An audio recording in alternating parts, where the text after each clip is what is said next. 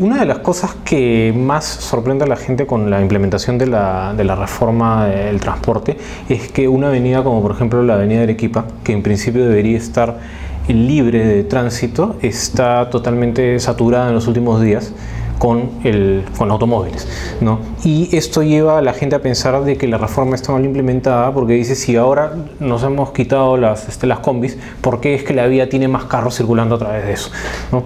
Y en realidad lo que está ocurriendo ahí es un fenómeno que en teoría de juego se conoce como el problema del bar El Farol.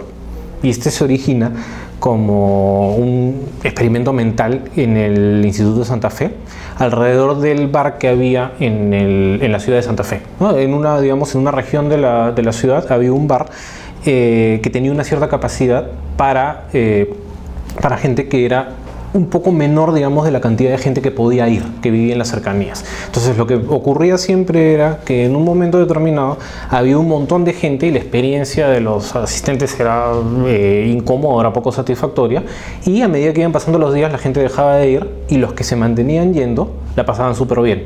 Entonces, ¿qué generaba eso? Que se pasaran la voz y eventualmente la gente empezara a ir de nuevo, se saturara y permanentemente el sistema estaba oscilando. Entonces lo que ocurre en la avenida Arequipa es exactamente lo mismo, ¿no? Lo que ha pasado, digamos, con esta avenida, con el corredor completo, digamos, lo que es Arequipa, Garcilaso y Tacna, es que en el imaginario popular siempre ha sido una vía que estaba permanentemente saturada. Entonces mucha gente lo evitaba y trataba de no ir por ahí. Ahora, con la implementación de la reforma, lo que ha pasado a ocupar en la mente de la gente es que eso va a ser una vía que va a estar totalmente libre, y por lo tanto un montón de gente ha sacado sus carros particulares a transitarlos por ahí. Entonces, ¿qué es lo que ha pasado? La vía se ha saturado inmediatamente y ahí vienen todas las quejas y todas las críticas de que la reforma está mal implementada y todo eso, cuando en realidad lo que está ocurriendo es lo que menciono con respecto al modelo.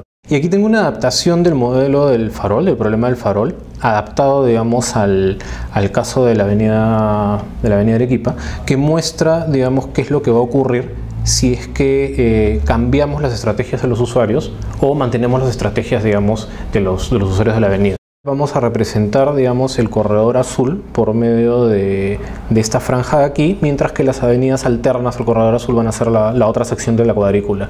En esta sección de aquí tenemos un gráfico que nos va a mostrar cuántos vehículos están circulando fuera del corredor azul y cuántos están circulando dentro, donde la línea roja indica la capacidad que tiene este corredor de satisfacer la demanda total de usuarios.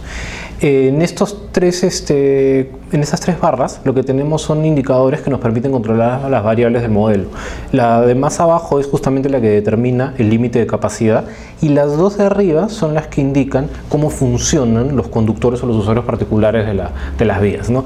La primera hace referencia a la memoria que tienen los usuarios, en el sentido de cuántos días son capaces de recordar y cuánto recuerdan de la saturación de la vía, ¿no? Del uso de la vía. Mientras que la segunda es la más importante porque hace referencia a cuán adaptables son los usuarios y cuán capaces son de cambiar la estrategia en función a lo que va ocurriendo con la avenida.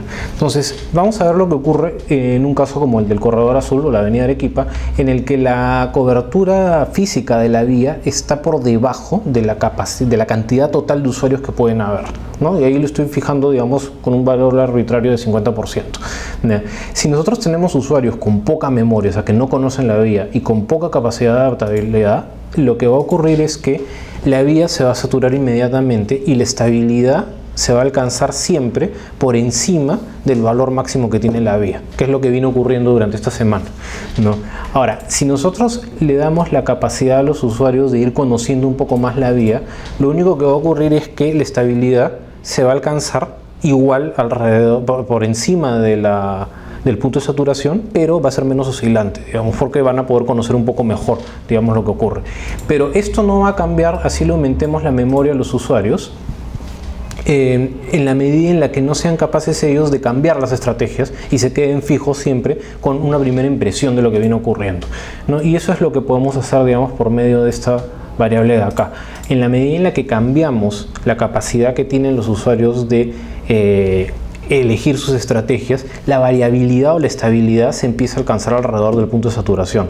Entonces el hecho de que estas variaciones sean más o menos grandes va a ir dependiendo de cómo va evolucionando el sistema, y si se dan cuenta, a medida que pasa el tiempo se pueden ir achicando o ampliando dependiendo de cómo se va dando el uso de la vía, ¿no?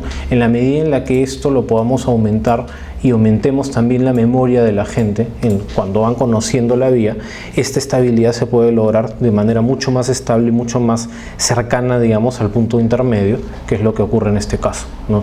Ahora, uno podría pensar que de todas maneras en esta situación la vía pasa a estar saturada de vez en cuando, pero eso es perfectamente entendible porque el punto óptimo de utilización de una vía metropolitana siempre va a ser en un punto cercano a la capacidad máxima que tiene, si no la vía se está subutilizando. En realidad cualquier sistema ingenieril que implique el uso de gente del sistema, o sea que implique la interacción con humanos, necesita recoger los conocimientos alrededor de cómo funcionan los humanos. No hay manera, digamos, de hacer un sistema frío, digamos, sin tomar en cuenta cómo funcionan las percepciones de la gente. Eso es súper importante, digamos, porque esto lo que está determinando, por ejemplo, es que una vía puede funcionar perfectamente o puede colapsar por completo, pero no dependiendo de la estructura de la vía, sino dependiendo estrictamente de cómo están funcionando los usuarios. Y eso es un elemento netamente sociológico.